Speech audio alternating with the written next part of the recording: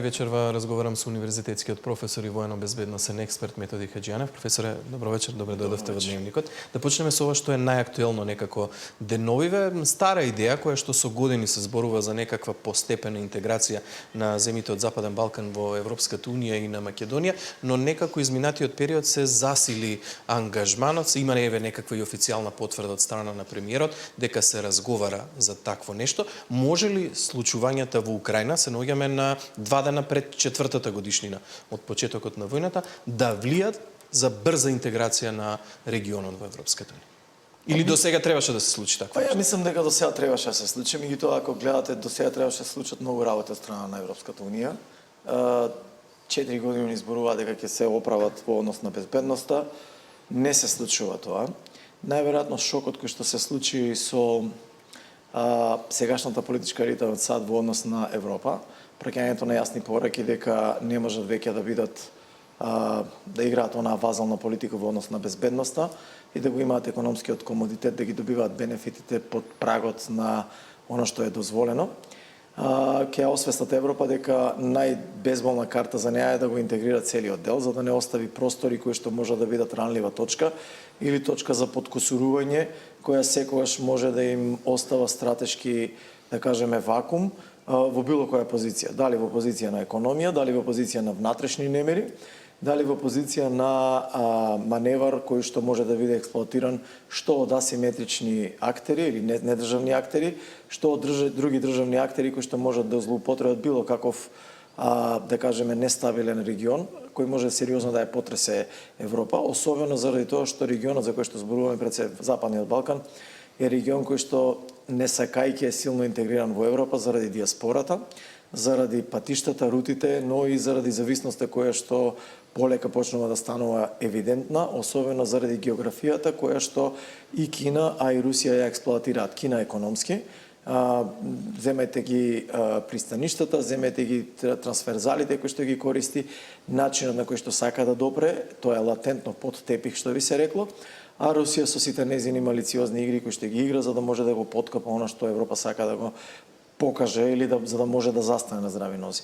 Од друга страна, било каков бум или било која несериозност кон Западен Балкан, може ова така наречен кревок стабилен мир да го измести од темел, бидејќи сите, буквално сите примирија кои што се направени од Босна преку Косово до Македонија се на база на претпоставката дека регионот ќе се интегрира во Европа.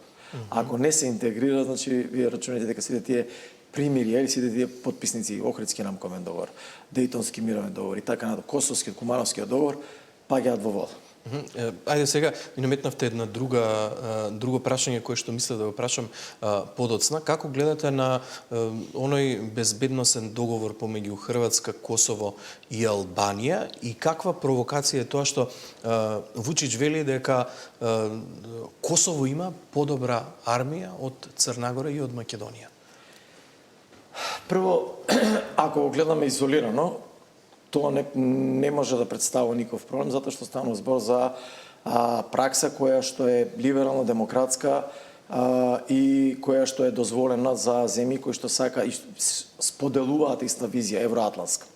Меѓутоа тоа ако го гледам изолирано проблем. Зборувате за Хрватска, Косово и Албанија. Значи, зошто? Затоа што идејата на евроатлантските интеграции е регионална соработка, меѓусебен договор и заедничка меѓусебна доверба. На тој начин вие во суштина градите колективен систем кој што градите заеднички вредности, олеснувате многу простори, фузирате енергија, оптимизирате процеси и така натаму. Меѓутоа, ако го гледате од аспект на се оно што се случувало во минатото, тука мора да кажам дека станува збор за сериозен проблем кој што има малку подлабоки корени. Прво, тие подлабоки корени водат во една пропаганда која што се води антисрпска пропаганда, а тоа е дека кога Србија започна да се вооружува, бидејќи таа е неутрален актор и они имаат исто така гледано во силос изолиран, тие имаат право како неутрална држава да бараат самостојно да се наоружаат и да ги подигнат своите капацитети, бидејќи според меѓународното право, правото на неутралност и го дозволува тоа на тие држави да може да си бараат сопствени капацитет. Тие не се членки на НАТО, тие се членки на партнерството за мир, меѓутоа како резултат на неутралноста која што имаат стратешки, имаат право да се вооружуваат. Тоа сега од одредени, да кажеме, гласноговорници кои што морам да кажам, ако ја погледнете анализата на тоа кој ги окупирал тие наративи, ќе видите дека доаѓаат пред се од албански фактор или пак хрватски фактор. И во тој случај се дава едно светло црно на таквиот процес кој што се сваќа како провокација во однос на земите од, да кажеме, Албанија, Хрватска и Косово. Ако ја погледнете перспективата и ако сватите дека Албанија и Хрватска се членки на НАТО, и ако знаеме дека Србија немаш никакви теоретски шанси против НАТО, и они тоа многу добро го знаат, во тој случај паѓаат во вода било какви анализи дека ја гледате Србија како проблем и сите овие сега здружувања може да имаат друга поинаква конотација и провокација. Може би и тука лежи и едно од прашањата на Европа да го забрза овој процес, за да свати дека ако не го интегрира овој, да кажеме, врелок лонец, тој врел лонец може да зовре додека да трепнеме и додека Европа е заврзана со некои сосема поинакви побитни работи за неа, кои што и се случуваат во предворието, за тоа што ќе се случува со Украина, кој ќе ја уредува Украина, постконфликтно, што ќе значи мирот во Украина, дали тој мир во Украина ќе личи на Северна Кореја и Јужна Кореја, или пак тој ќе биде трајно жариште, нешто налик на Палестина, кој што ќе бликнува и ќе згаснува, ќе бликнува и ќе згаснува, и ќе нема да може никогаш да ја остави Европа да биде мирна. Особено нема да може да ги остави мирни Полска и Балтичките земји, кои за разлика од, да кажеме, стара Европа, тоа е Франција, Германија, Италија, до некаде и Велика Британија, иако они се надврнели од Европската унија, имаат малце поинакви перспективи за тоа што е приоритет, бидејќи не сите земји членки во Европската унија го делат тој приоритет. Шпанија, Португалија, па дури и Грција до некаде имаат сосема други главоболки кои што се однесуваат многу слично како и на Италија, а се однесуваат на тоа што они не знаат што ќе прават со миграцијата, која толку многу им требаше, заради тоа што во тој либерален занос и комодитет некако го испуштија чекорот на демографски прогрес, кој што требаше да го следи економскиот раст и така натаму, и им требаше таа ефтина работна сила, профит и така натаму, и сега одеднашка се јавуваат внатрешни проблеми во кои што сите тие кои што се дојденци или оние кои што беа потребни стануваат проблем затоа што појавуваат рифт на внатрешен план. Сите овие динамики сега, кои што се одразуваат, може би изгледаат како многу мали, незначени, и тоа кога ќе ги ставите во една сума или апсолутна сума, создаваат еден сериозна пукнатина во однос на интегритетот на Европа, доколку сакаме да изградиме став за која Европа зборуваме. Дали зборуваме за Европската унија или зборуваме за Европа како континент. Сето тоа, исто така, во исто време им станува јасно на оние кои што сакаат да го водат колото во Европа, дека доколку не го интегрираат целиот континент, доколку не го прошират пазарот и доколку не се воспостави некоја, да кажеме, автономност, но и унитарност, која бара солидарност и која бара прагматизам, нема да можат да го решат проблемот, затоа што очигледно станува збор дека, сега малце ќе се изразам поедноставено или колоквијално, спасувај си го штрумфот, дојде времето. Тоа е во време кога станува збор за престиж на МОК и престиж на ребаланс на сили, каде што големите сили како САД забележуваат дека ако не направат радикални чекори, да излезат од она што они го проповедаа во изминатите 30 па и 50 години, а тоа е либерален свет кој што ќе почива на одредени правила и принципи, согласно така нареченото меѓународно право, велам така наречено затоа што тоа право, според оние кои што го предизвикуваат сега, е унифицирано и изградено под притисок на либералниот универзализам. Што значи тоа? Тоа значи дека Западот успеа да ги наметне своите вредности како универзални светски вредности и сега тоа овие не го прифаќаат. токму заради тоа овие сватија дека на некој начин го хакираат тој систем и Кина и Русија, успеваат да најдат кратки чекори или да направат шорткат и на тој начин да го изманипулираат, но и да го корумпираат тој либерален свет и да го сето тоа да го пресватат во своја полза. И додека овие се сега бават со одредени принципи, правила и така натаму, Русија и Кина стекнаа значителна моќ и стекнаа начини и произведоа начини преку кои може да ги бајпасираат инструментите со кои Западот до сега можеше да ги контролира. Сето тоа ја прави Америка во паника, ја турка во една паника. Таа паника има повеќе димензии, таа е економската, другата е индустријалната и секако дигитализацијата, во која Кина ита. Тука се сега ресурсите во прашање.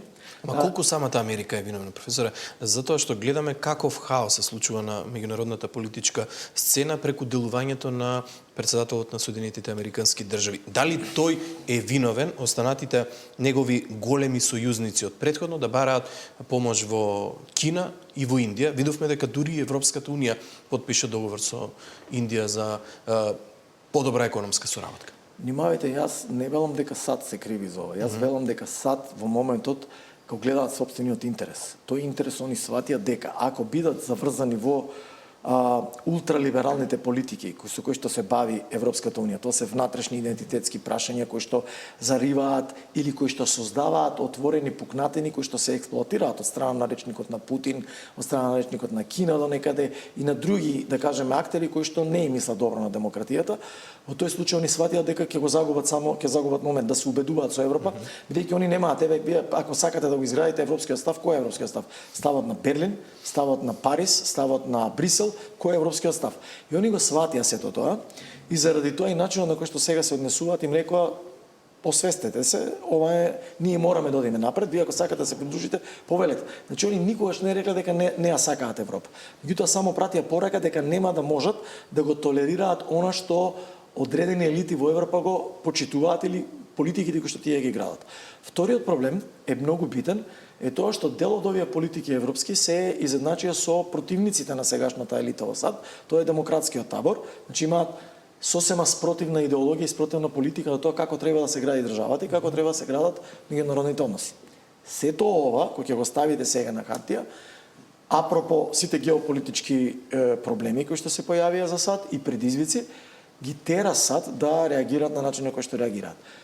Она што сега САД го прави е прагматизам, тоа е бизнис и ние за да можеме да го разбереме по однесувањето на сегашната елита на САД, мораме да излеземе од матрицата на изминатите 30 години на гледање на меѓународните односи. А тоа е една сигурност, под едни перформанси, под една предпоставка дека односите ќе се однесуваат на еден таков начин и дека некои работи нема да се случат затоа што нели тоа е веќе недозволено и дека тоа е надминато. Да, гледаме колку брзо се менуваат работите, од ден во ден практично се менуваат работите на меѓународната политичка сцена. Ќе ве прашам вака за да бидеме по јасни за гледачите, кој според вас во моментов е најголемиот безбедносен ризик? Можноста да нападнат САД во Иран, случувањата со Гренланд, која е најголемата опасност во светот или пак Украина, Русија? Случувањата со Гренланд не се проблем, затоа што Европа веќе ги испегла работите. Таму стана јасно дека САД ќе го добие тоа на еден или на друг начин.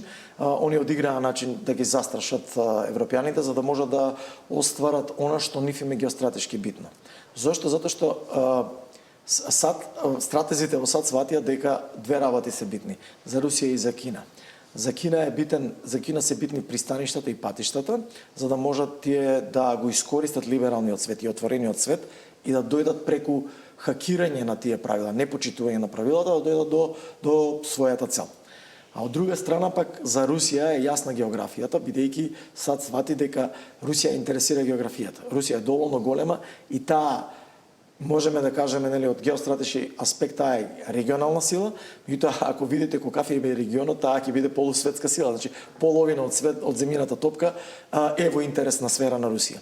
И сега во една такви услови, после смената со Украина, откако стана јасно дека Европа нема сили, ниту пак политиката на претходната администрација на САД дека е погубна, дека Русија ќе излезе надвор од Украина и дека сгрешија што претходно не ја интегрираа Украина, сгрешија што играат на заспа, да кажеме, самите беа фатени во тоа што самите го признаваат нивните да кажеме аналитичари во оној либерален фатик или либерална пауза, либерален замор во кој што се влегува во една страшна бирократија, да се бават со внатрешни проблеми, идентитетски прашања и така натаму, кои што во исто време не успеа да го видат порастот или го глеdaa, ама не сакаа да го признат тој пораст на двата најголеми предизвикувачи. И сега во еден таков чекор САД всушност ова е кризна реакција на САД и они мора да го направат ова. Зошто им е потребен Гренланд, бидејќи преку тоа може да го компензираат она што им се јавува како сериозен предизвик од Русија, а тоа е да дадат одговор на хиперсоничните ракети. Бидејќи ако ги постават штитовите и својата технологија на Гренланд, ќе имаат време да дадат компензација на брзината со кој проектилите на Путин може да стигнат до Вашингтон, односно до местата на кои што се ранливи за САД. Во однос на Иран. Иран е втора стратешка точка и не се работи ниту за тоа дали они сакаат да му помогнат само на Израел. Има голема работа дека сакаат да му помогнат на Израел. Големо е лобито, улогата на Израел во целата таа приказна и целата таа помпезност за тоа дека Иран е закана и така натаму, не дека не е, ама токава дека е закана за светскиот мир, е прашање на Израел, но има една друга работа која што е во интерес на САД, а тоа Кина најдобро го знае. После едниот, да кажеме, мат кој што го дадоа на Кина со Венецуела за снабдување со енергенси, бидејќи Кина е гладна за енергија, за снабдување со енергенси, вториот извор за енергенси најготов, најбитен е Иран. Со ова всушност САД сака да го загуши патот на Кина да може да се снабдува со енергија, бидејќи Кина е гладна за енергија за да може да стигне и да продолжи во компетицијата која што ја прави со САД, затоа што проекциите покажуваат дека ако не ги затвори овие два извора на енергенси за Кина, многу побрегу отколку што се очекува, Кина ќе стане веќе еднаков предизвикувач на САД дури и во воената моќ. Сега сето тоа ја прави и Кина во паника, заради тоа сега има дилеми дали Кина ќе испрати носачи таму, дали таа заедно со Русија ќе успее во Иран да дадат некаков одговор, и тоа можеби е едно од прашањата кое што до сега ги става на пауза стратезите на САД да се решат на тоа каква интервенција ќе има во Иран. Значи ќе има интервенција во Иран? Јас мислам дека ќе има интервенција, бидејќи реков ова е клучно прашање за да се стави вториот мат на Кина, после што Кина ќе биде веќе вклештена и ќе има сериозни проблеми за да може да го фати текот во трката во која што сака да оди. И ова е повеќе за Кина отколку што е за Иран. Каква ќе биде интервенцијата треба да видиме. Дали таа ќе биде хируршка интервенција, дали таа ќе биде целосна интервенција на смена на режим, дали тука ќе има поткопување од внатре, треба да видиме. Зашто? Затоа што Иран покажа голема жиловост во 12-дневната војна. Она што сега го гледаме, барем мора сега да го кажам, дека е од отворени извори. Тоа е извори кои што се ги доаѓаме, немаме ние извори од кои што се, да кажеме, доверливи и така натаму, така да се би рекол дека може да го сватиме и како на база на шпекулација или наши претпоставки. Но она што е јасно е дека САД во моментот има донесено 50% од капацитетот расположлив за распоредување на воени сили, посебно на военно-воздухопловни сили.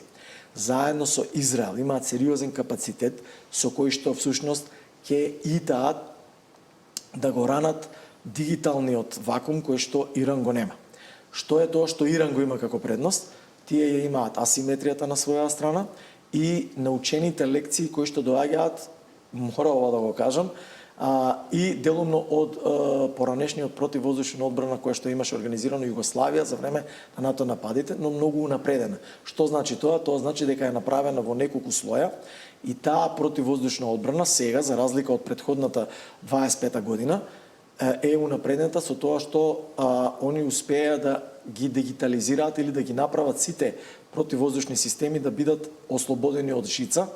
Тоа значи да имаат радиосигнали, да ги користат кинеските дронови или технологија на сензори како радарски системи со цел да ги сокријат радарските системи за да не бидат видливи за томахавките на САД. Тоа им задава главоболка на САД во моментот, бидејќи единствено нешто што сега ќе им остане на нив е супериорноста на израелските хакери и на америчките хакери да успеат да ги парализираат овие сигнали и да не му дозволат на иранското ПВО да биде будно и активно. Бидејќи ако успеат тоа да го решат, во тој случај Иран ќе крахира.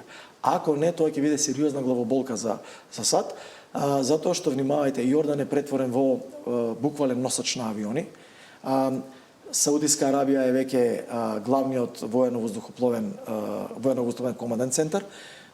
Таму се два носачи, доаѓа трет носач со кој што всушност велам имате над некаде 200 авиони кои што вкупно ќе треба Португалија во игра, Бугарија во игра. Тоа сакав да ве прашам, изминатите денови имаш информација во бугарските медиуми дека два борбени авиони на војската на САД слетале на Софискиот аеродром, позиционирани се таму.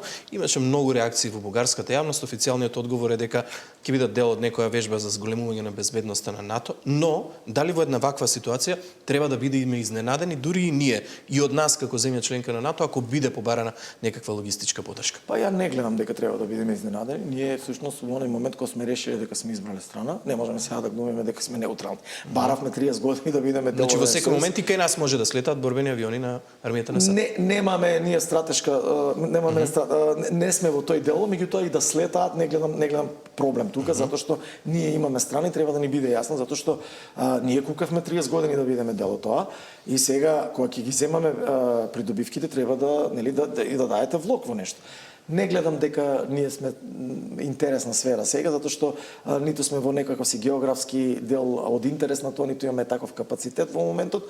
Меѓутоа, пак ќе кажам, во секој случај не верувам дека од нас ќе го бараат тоа. Она што САД го прави, најголемиот моментално сојузник нив им е Израел.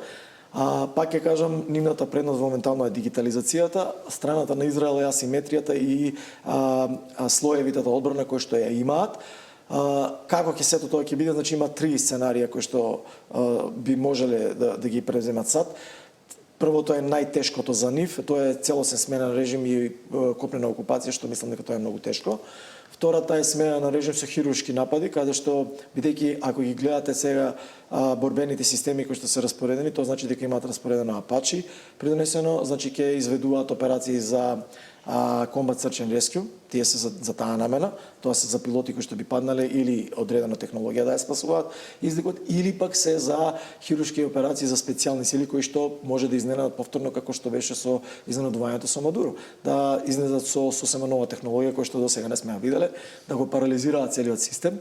Тоа е електронски облак кој што велам Иран преку кинеската технологија успеа да направи некаква си резилиентност, но за сето тоа треба да видиме како ќе се покаже во пракса. Бидејќи на хартија едно, во пракса е сосема друго. Ќе ги следиме случувањето, професор, благодарам многу за оваа анализа. Благодарам.